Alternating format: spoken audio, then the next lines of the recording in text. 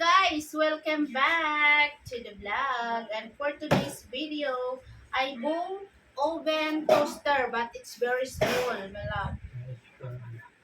It's small oven toaster. So, small only mga langga, no? So, labas natin.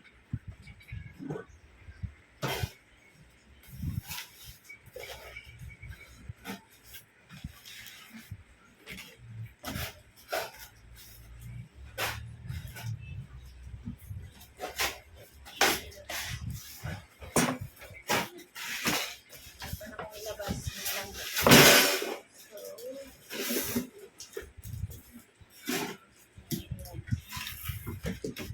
So, this is it.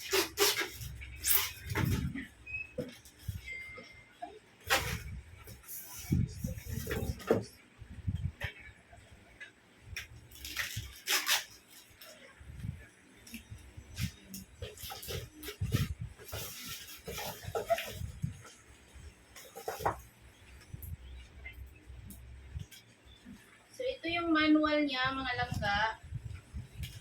And then, ito yan. So, syempre, nagaling natin ito. Kasi atin naman na to. Okay.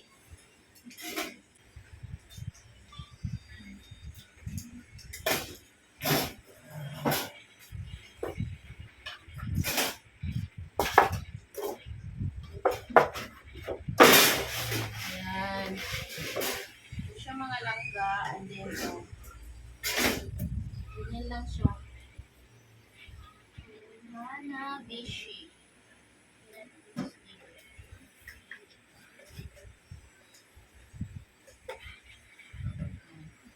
Maliit lang.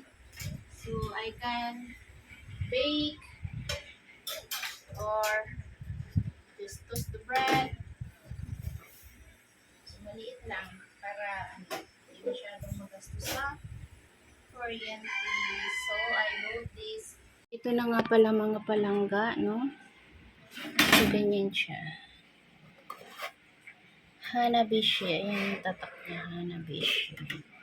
Okay. Happy naman dito sa aking bagong oven toaster.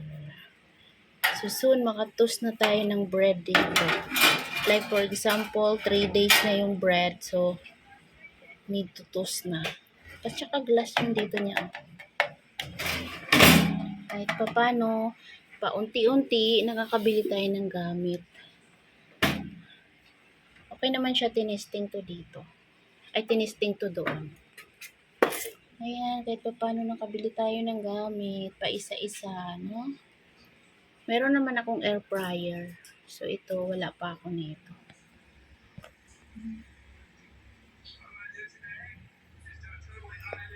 Tama lang siya. Huwag na masyadong malaki. Huwag na mangarap ng malaki. So, ito pala ay pwede siya sa, ayan yung ano niya. Ayan. Toast, pizza toast, hot dogs, cookies, grain, and potatoes. Okay? So, wala naman nakalagay dyan ng chicken, no? Okay lang yan. So, ang mga pusa ko ay nagkukulitan na dyan. Kasi wala pa silang pagkain. Ha? Huwag mo daw siyang galawin. She's sensitive. She's sensitive also like you. Ha? Oh, very lonely because no fish. So, magpunta muna ako sa tindahan. Bibili ako ng isda. Lutuin ko para sa mga alagang pusa. Okay.